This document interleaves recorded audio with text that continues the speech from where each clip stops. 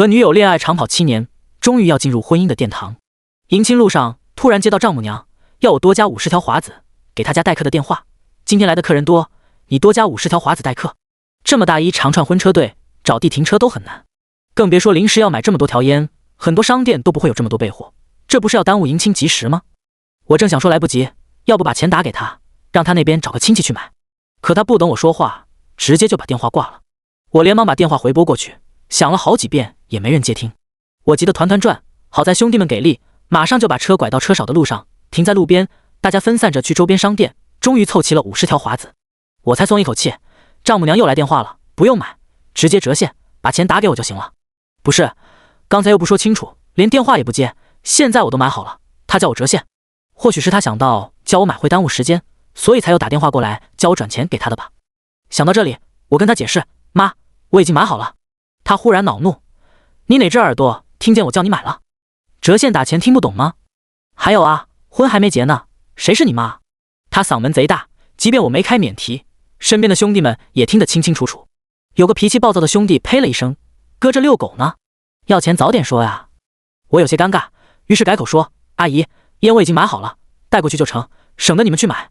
那边嘟嘟囔囔的，但我还是听到他低声和谁商量了一下，然后又说，既然你买，那再加20条，亲戚多50条不够，50条烟500包，加上之前已经给他们家买了50条烟用来今天待客，1000包烟了，能来1000人。兄弟们开始暴躁了，周安，婚前这些都没谈妥吗？怎么现在搞这种事啊？哪有时间再去买20条华子？这亲还接不接了？不会是临时反悔不想结婚了，故意刁难你的吧？我和女友谈了7年，临时反悔？不能吧？我深呼吸一口气，压下情绪问，来了多少亲戚啊？丈母娘十分不耐烦，你别管来了多少人，你照我说的去做就行了。不是，主要现在时间来不及。我还没说完，丈母娘啪一声挂断了电话。兄弟们都看着我，怎么办？买不买？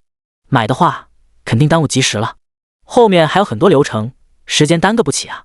婚车队伍还在继续前行，我没有说话，我心里十分烦躁，不知道丈母娘为什么突然搞这种事情，但现在不是闹情绪的时候。我迅速在心里盘算，是时间重要还是烟重要？要用的烟肯定是够了的，而时间却耽误不起。我拿定主意，说不买了，直接去接亲。开车的兄弟踩着油门加速，说，兄弟，干得漂亮，这种无理的要求就不能答应，不能为了娶老婆就没了做人的底线。另一个兄弟打趣他说，你就是太有底线了，所以现在也没老婆。大家嘻嘻哈哈的说笑，气氛终于轻松起来。我心里隐隐觉得不对劲，这时丈母娘的电话又打过来了，另家的20条烟买好了吧？要是没买，亲也不用来接了，小慧是不会上你的婚车的。我连忙说，阿姨，真没买烟的时间了，那你也不用过来了。他说完又直接掐断了电话，故意打电话来继续要求加烟，莫非是真的有那么多亲戚？打个电话问问小慧，如果真的有那么多亲戚，那就找地方买。连续拨了好几个电话，小慧都没有接。我想了想，总不能为了20条华子不结婚吧？买吧。婚车队继续找对方靠边停车，我和兄弟们急得满头大汗，到处找商店凑烟。等到把烟买齐，接亲的吉时也差不多要过了。我们急匆匆上车，连忙往丈母娘家里赶。在离丈母娘家还有1里地的时候，我又接到了丈母娘的电话，周安，你们怎么到现在还没来？接亲吉时都会错过，可见你对我们家小慧没有一点诚意。我急了，我怎么可能对小慧没有诚意？我们在一起7年了。他打断我的话，你连时间都不能遵守，要我们怎么相信你？这样，你打20万的生育保证金到我卡上，来证明你的诚意。我就说心里总觉得不对劲，合着在这等我呢。坐我身边的好兄弟也听到了，他看着我说，你要是这都能忍，我 TM 以后喊你忍者神龟。我也确实火大，你要钱你说啊，你连溜我们整个车队两边干什么呢？我忍不住提高了声音，阿姨，我跟你说过了，后面那20条烟没有时间买吧？你非要我们去买，现在你又来说错过了吉时，合着话都被你说了是吧？丈母娘，你要是真有诚意，就会早点出发，也就不至于这么晚到。有能力的男人一定会预留处理突发事件的时间，你让我很失望。说实话，你这种办事能力，就是在给我20万保证金，小慧交给你，我也不放心。到结婚这天开始嫌我没能力了，早干嘛去了呀？我忍不住说，照你这么折腾，我就是大半夜出发，也一定能在你的安排下把吉时给误了。丈母娘直接发火，我是长辈，你怎么跟长辈说话的？这婚还没结呢，对我就已经是这个态度，结婚了我还能指望你对我女儿好？这婚趁早别结了，你也不用来了。接亲车队都开到家门口了，他现在说这婚别结了，把结婚当成过家家玩呢。我气得脑子嗡嗡响，但对方是丈母娘，今天又是结婚的大日子，难道为了赌气不顾及7年感情这么长时间对婚礼的筹备，让亲戚朋友看笑话？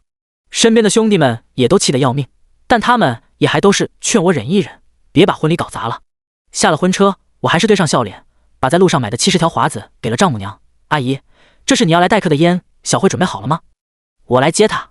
70条华子装在大袋子里半人高，他家来的亲戚看得眼睛都直了，有个小孩惊呼了一声，哪用得着这么多烟？丈母娘瞪了那小孩一眼，小舅子连忙将烟接过去，全部拿进了房间，一包烟没留在外面待客。一起来的伴郎给我使了个眼色，意思是这哪是要香烟待客，这分明就是刁难我们，外加要钱。未免他再出幺蛾子，赶紧把新娘接走。从一进门，我在桌上没有看到半包烟的影子，就已经知道了他不是真的要我买烟来待客，毕竟连之前那50条烟都还没拿出来。我带着伴郎团直冲房间门口，把准备好的红包往门缝里塞，叫伴娘开门。丈母娘和小舅子连忙堵在门口，等等，20万的生育保证金还没转过来，就想把人接走。没门！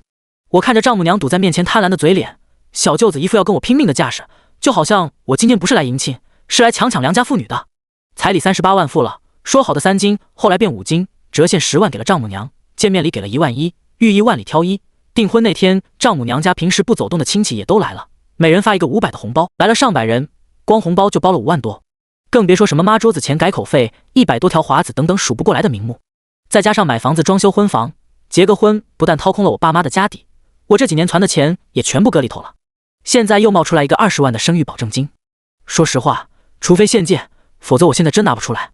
下个月倒是有一大笔卖版权费到账，但是远水救不了近火。丈母娘说的头头是道，我家小慧嫁过去要生孩子吧？生孩子不仅影响事业发展，生完孩子还是女人一生中最脆弱的时候。你打20万保证金过来，我也好放心，她在生育的时候不会受委屈。你不会连20万都拿不出来吧？这点钱都拿不出来，岂不是要我女儿跟着你去吃苦？我看着他们家这20年没有翻修过的农村瓦房，他们奋斗了几十年，给小舅子在城区买房的首付还是用我给小慧的38万彩礼钱，是怎么说得出口小慧嫁给我是来跟着我吃苦的？我实在是忍无可忍，小慧的彩礼钱都被你们拿去给小舅子买婚房付首付了。你不会觉得小慧在你们家做女儿，过的是公主般的生活，没有吃过一点苦吧？小慧读大学办的是助学贷款，平时的生活费靠勤工俭学和我接济。小舅子读大学每个月生活费3000块，怎么？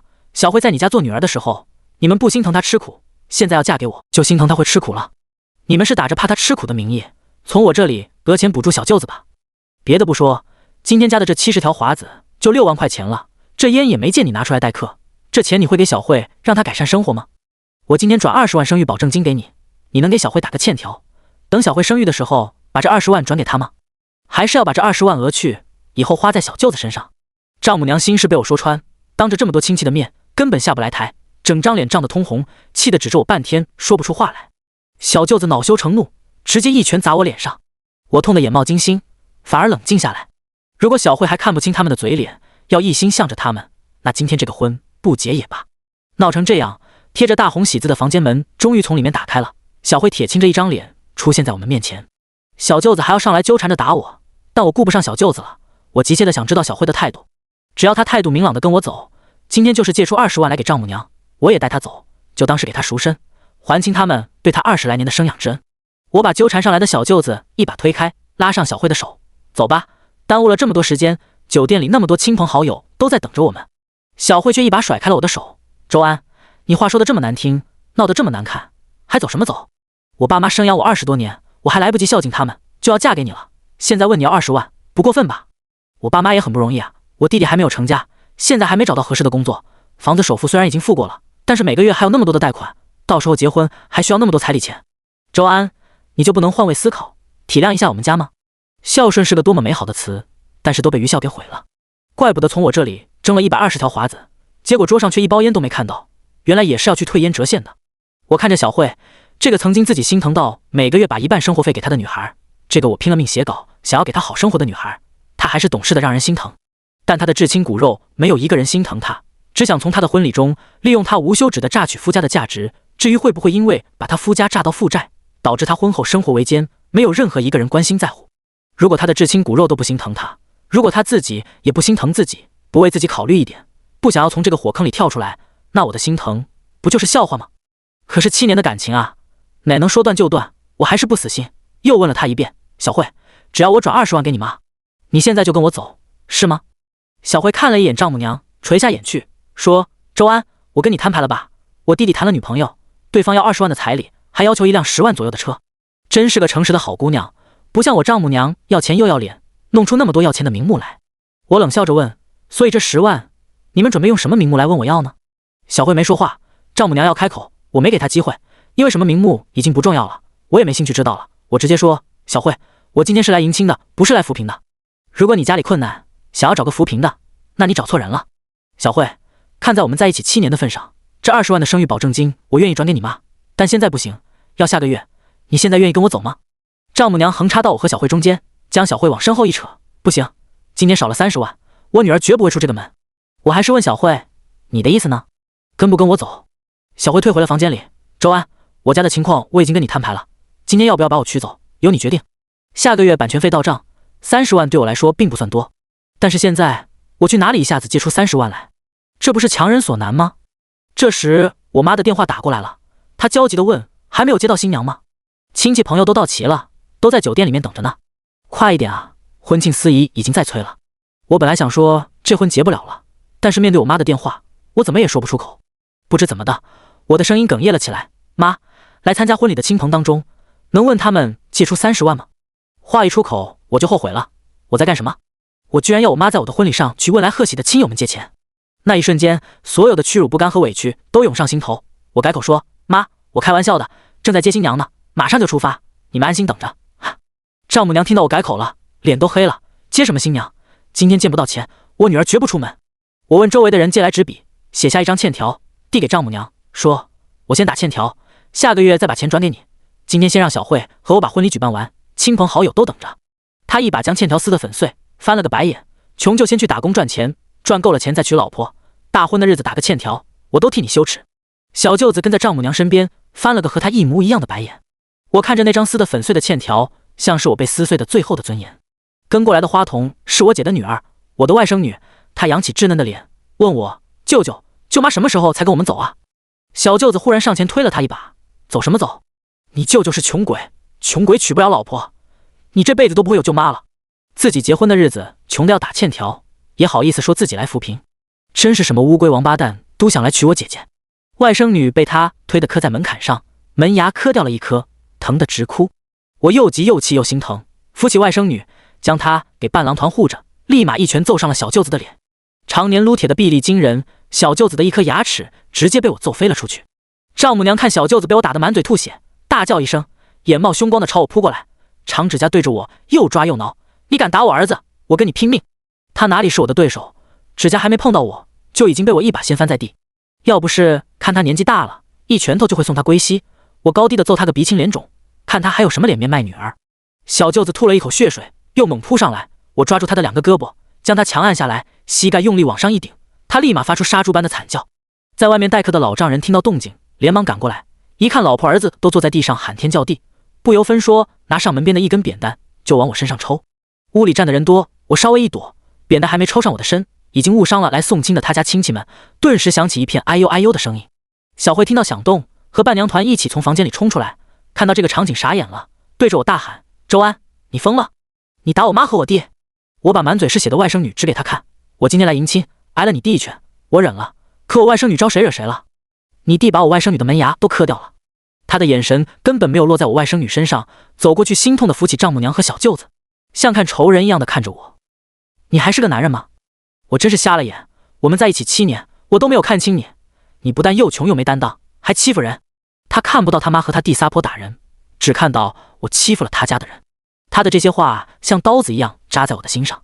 这些年我写稿的稿费有一半都给了他，用来供他继续上研究生。现在他研究生毕业了，要跟我结婚了，开始嫌我穷了。原来他们家今天对我所有的刁难都是看不起我，是不甘心嫁给我才会坐地起价。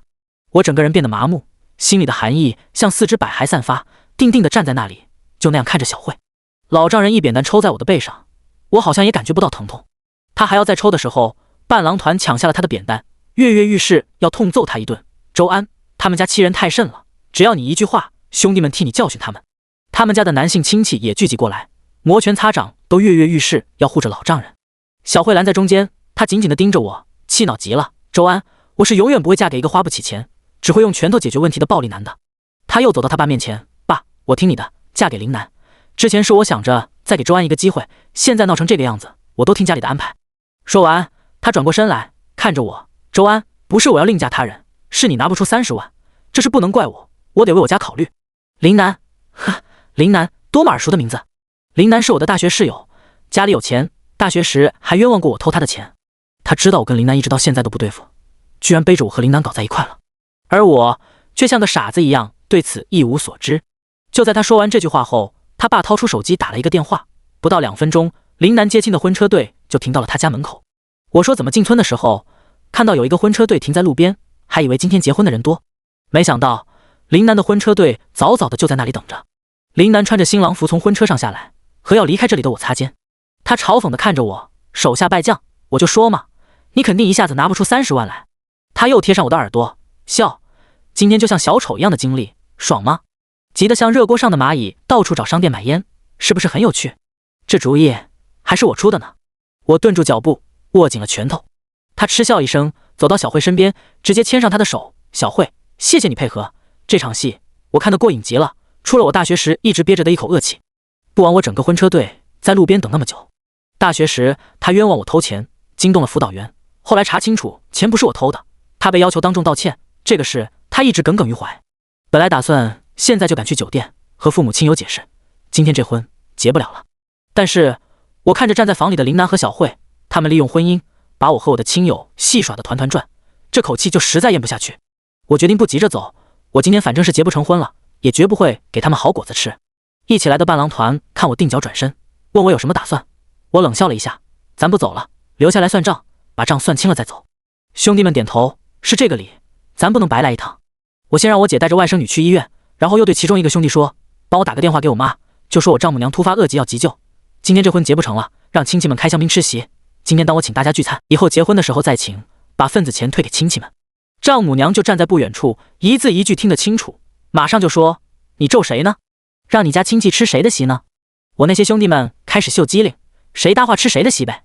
丈母娘气得眼白乱飞，我懒得管她，先找小慧算账。你什么时候和林南好上的？劈腿劈得这么丝滑的吗？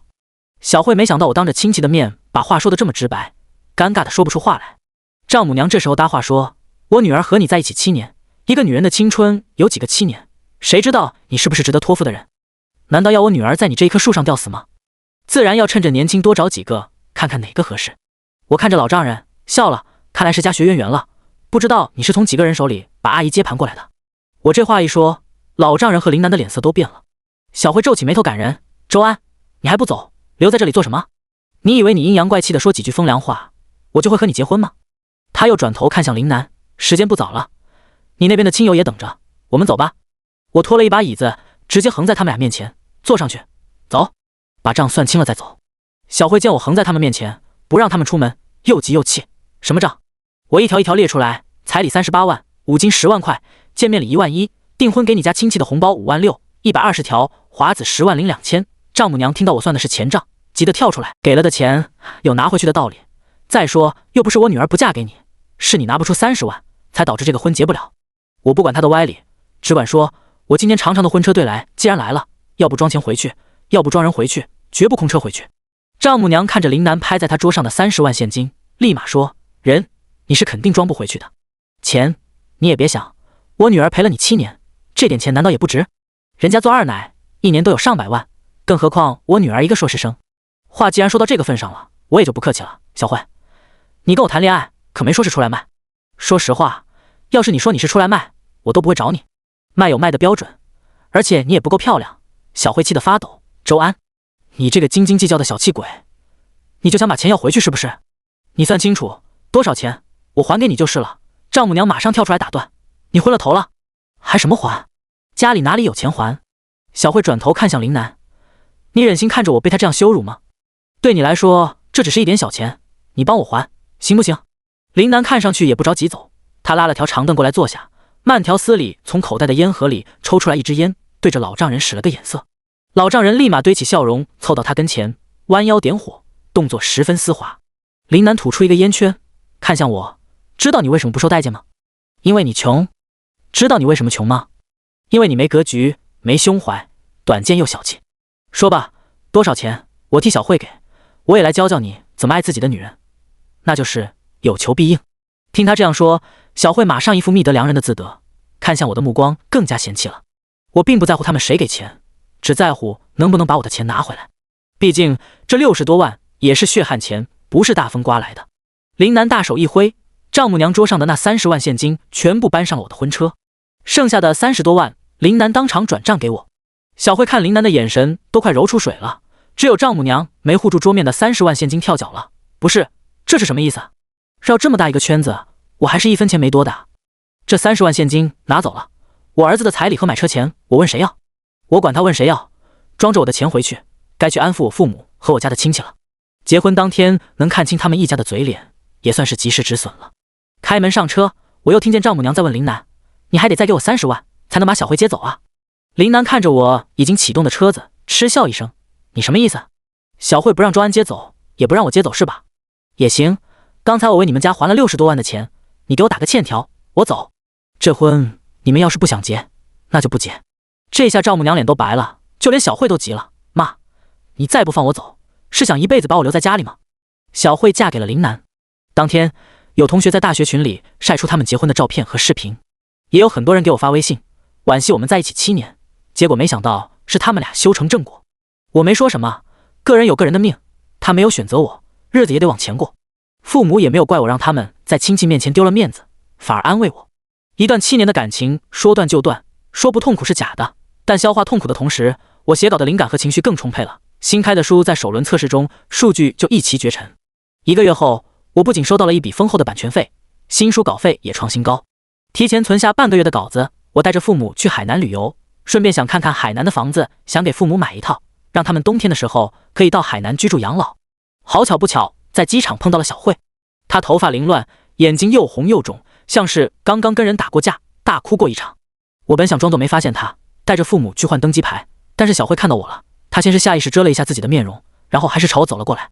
安安，是我，小慧。她喊住我，我只好让父母在前面等我。说实话，我跟她没有什么好说的，最好就是永远不要有交集了。毕竟同样的痛苦，我绝不想再承受一遍。可是她说：“安安，对不起，之前是我不对。以前有人跟我说过，高价如吞针，我不信。现在我后悔了。结婚才1个月，林南就有外遇了。不仅如此，还护着小三，和小三一起打我，打完我还带着小三出去旅游。我工作赚的钱，他也不让我给娘家，发现了就断我的卡。你知道，在他们那个圈子里生活，没有他的钱，我连身像样的衣服也买不起。安，我后悔了，我受不了这样的生活，我要和他离婚，我们结婚好不好？我知道你还爱我，你会接受我的，对不对？”林南的人品摆在那里，我早知道他和他在一起不会幸福，可他还是冲昏了头脑，选择了他。我不想安慰他，甚至不想听他说他不幸的婚姻生活。我疏离地说：“张小姐，很抱歉你的婚姻生活不幸福，但我现在赶时间，我父母都在等我。如果你需要倾诉，那么你今天找错人了。如果你今天是找我复合，那对不起，我从不插足别人的婚姻。再见。”说完，我故意忽视了他想要来拉我的手，转身头也不回地走了。坐了几个小时的飞机，落地开机后，忽然发现自己被网暴了。知名作家女友爆内幕，称他陪伴知名作家7年，从默默无闻到大爆特爆，结果男友爆火后，第一件事就是把他从身边踢走。我第一反应就是打电话给小慧，问他到底是什么情况。他很坦诚，说一出机场就看到在那里蹲点我的记者，就跟记者爆了一点料，不多，也没什么不好的心思，只是想跟我复合而已。毕竟他陪了我7年，不应该是这样的下场。可这一切明明都是他自己的选择。我气得语塞，挂断电话后又去网上看了看，舆论发酵很快，他甚至哭着跟记者说被我打了。网友都在骂粉转黑，恶心下头男，暴力男，还打女主，怪不得写的书里面都那么多暴力场景，他就是他笔下的反派吧。所以说女孩子千万别陪男生成长，他们最是忘恩负义。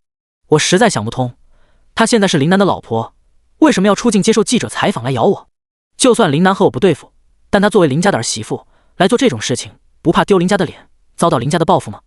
我的大学同学给我解了惑，说他把这件事拿去和正在海边鬼混的林南说，结果林南说他和小慧根本没领证，结婚酒席也只请了大学同学，连他父母都没参加。我这样的家庭和谁结婚，怎么可能自己说了算？我不过是花点钱恶心周安罢了。现在张小慧也没利用价值了，就让他跟周安咬吧，我乐得看戏。大学同学把他说的原话转发给我，网站编辑也联系我，让我赶紧处理舆情，否则新书有下架风险。我只好再打电话给小慧，张小姐，你造谣的这些事情是你自己澄清，还是我来澄清？小慧听到张小姐3个字已经不高兴了，怎么？周大作家是想给我寄律师函吗？寄律师函自然是没有必要的。那天去接亲，我是带了摄影师的，本能是拍下整个婚礼的过程，留作纪念。结果没拍到甜蜜的婚礼过程，倒是把怎么一步步撕破脸的拍了个一清二楚。小慧见我没说话，语气放软了，周安，我没别的意思，只要你答应跟我复合，我立马澄清。想必你已经知道了，我和林楠并没有领证的事吧？你上次说你对介入别人的婚姻不感兴趣，现在我告诉你，你不需要有这个顾虑，因为我还是待嫁之身，如果和你结婚，还是头婚。我真的很奇怪，他为什么觉得他被林楠当枪使来恶心过我之后，我还会回头？在他眼里，以前我对他的包容和爱，都代表了我喜欢被虐吗？都撕得那么难看了，他凭什么认为我们还可以和好如初？爱真的会在一次一次的践踏底线中消失。天下好女人很多，我不会再爱一个像她这样的女人。我听见自己的声音很冷，不用说这么多，既然你不愿意澄清，那就我自己来。张小姐，我给过你机会了。挂断电话后，我马上把接亲那天的视频发到了网上。周安，今天来的客人多，你再加50条华子待客。想要把我女儿接走，转20万生育保证金给我。今天没有30万，我女儿绝不会出这个门。接亲当天发生的事情全部呈现在网友眼前，直到网友看到我外甥女被小慧弟弟推得磕掉门牙，网友的怒骂已经沸腾了。天啊，我就说有反转吗？这作者也太能忍了，换我得给那老太婆嘴里塞马粪。作者前女友是叫张小慧是吧？哪来的脸啊？把人都欺负成那样了，还倒打一耙？嫁人了就好好过日子不行吗？放过人家吧。什么？没领证？没嫁进豪门啊？嗨，活该！不是他还爆料自己被打了吗？那个作者上传了一个录音，你可以去听听，他是被林楠打的。天，他戏好多，这一下被锤得死死的，连带着林家公子林楠也被爆出来了。明天林氏的股票要大跌了，林家肯定不会放过他，哈哈。风评转得很快，我因为这个事件在各大媒体增加了不少曝光，有书开始在那些账号下推我的书，新闻旧闻流量突增几倍。没想到还有这样的意外之喜。林家因为这次丑闻受到不少重创，听说林楠被他爸连夜抓回去动了家法。小慧因为连续被网暴，不仅把好不容易找到的工作丢了，精神也出现了问题。他爸妈还有弟弟在知道他精神出现问题后，马上就跟他划清界限，甚至把他身上的钱都拿走，连去看医生治病的钱都没给他留，就把他赶出去了。还是他家的一个叔叔看不下去，把他送到精神科接受治疗。但是听说他被送进去的那个精神病院是出了名的恶劣，没病的人进去都会被治出病来，有病的进去病情只会更重。后来的事情我并没有怎么关注，毕竟我也有我自己的新生活。我在海南给父母买下了一套房子，让他们用作冬天养老，夏天他们会把房子租出去，收的租就是给外孙女的压岁钱。我告诉我姐，以后这套房子等爸妈100年过后就直接赠给我的外甥女，毕竟我一次眼瞎，害得我外甥女失掉了一颗门牙。我姐笑着说，哪有那么严重，掉的是乳牙，已经长出新的牙齿了，那也不能让我外甥女白疼不是？日子向好，3年后我娶了现在的老婆。我看着现在的真爱，终于明白以前走过的弯路都是为了找到那个对的人。